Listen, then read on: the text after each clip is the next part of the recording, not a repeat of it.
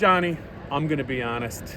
Late in the first half, Drew Aller hurt, can't go in the second half. Denied Dennis Sutton, hurt late in the first half, played one snap in the third quarter. The Lions are down 10-7 on the road to a tough Wisconsin team. I was not completely positive that this comeback was going to happen, but man, it was kind of really interesting to see them prove that they could win without those guys. Yeah, Bob, we've talked, for weeks now that this team has been battle tested. Yeah, they're battle tested at USC. They were down at half against Bowling Green. The weather delay at West Virginia. There have been a lot of situations that the Nittany Lion team has dealt with this year. Losing Drew Aller is a situation that they had not dealt with yet, but Bo Prabula stepped up to the plate and really provided for this team that desperately needed it. 11 of 13 in the second half, throwing the ball, moving the chains with his legs, making good decisions, squeezing in a couple of passes there that I didn't think that he could do.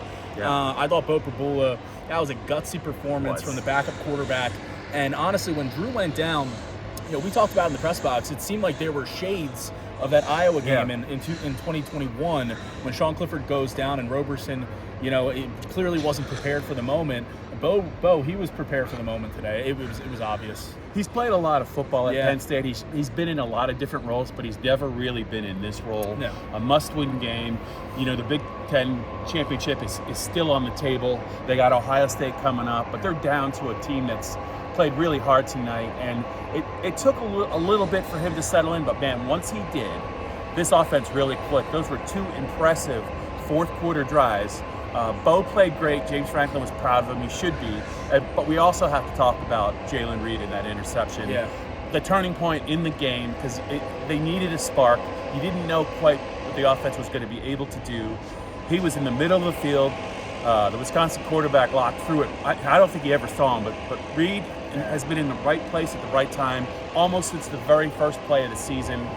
It's going to be one of the game's most memorable moments. That score really, I think, gave the team a lift. I think it took some of the pressure off the offense. I think it put more pressure on Wisconsin.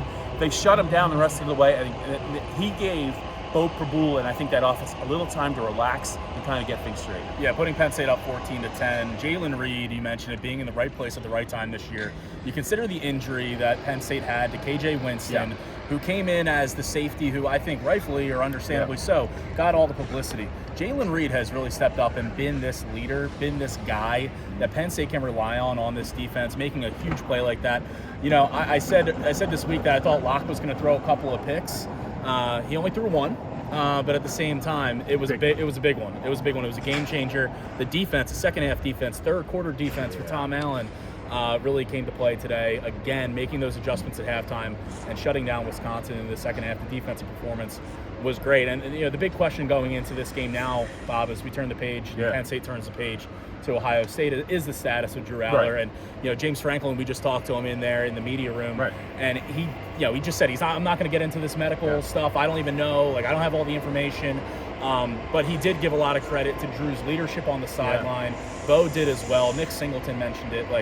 Drew was really involved in the second half in terms of bringing this team along and being there for Bo and everyone else. And so I think that does go a long way. But we'll see if he ultimately plays for Ohio State. He tried to give it a go. Put on the knee brace, came out in the second half, but we'll see. Knee brace on the left knee. James did say that coming out it was when he warmed up. He said that Drew came to him and said, "Look, I'm not 100%. I can't go." But it does sound like there was maybe a chance that maybe he could play. Right. I think Drew did the right thing for the team. And I think he believed in his teammate Bo Prabula, but there was a chance. James said he thought he could play, he could not. As far as denied Dennis Sutton, it's something in the midsection groin area. I'm not sure what it is either. He came out for one snap. He clearly wasn't himself. He came off the field. I thought the unsung story of this game, as we talked about Jalen Reed, we're talking about Bo, is they did a great job stopping that Wisconsin running game. They forced that quarterback into an uncomfortable position. That winning streak was all about their running game, really. They would get big leads, and he was not really tested. I think Tui Walker had something like 48 yards on 21 carries. A lot of it was in the first half. Not really a factor in the game. They took that away, and eventually he had to make a play that he couldn't make in the middle of the field, turning point in the game. But really the depth of this team, James talked about it, it is really something. It's easily his deepest team, and you just don't know. These guys did it. The backup quarterback and Jalen Reed made plays.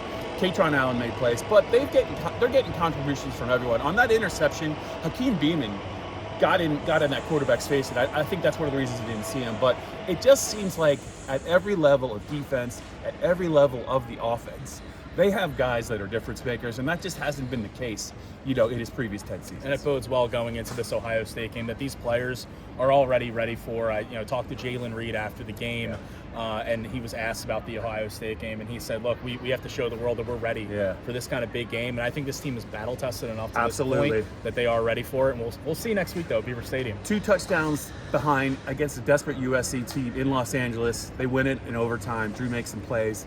They lose 2 of their very best players in a difficult environment, and they're behind, and they found a way to win this game. I mean, if you're a Penn State fan, those 2 efforts together, I think, say a lot about this team, and I think they have the confidence now. It's not really about 1 player or 2 players anymore. They truly believe that whoever they put in the game, they can win. James called it a culture win, a gutsy culture win, and I think that what they've done up until this point kind of helped them get to that tonight. All right.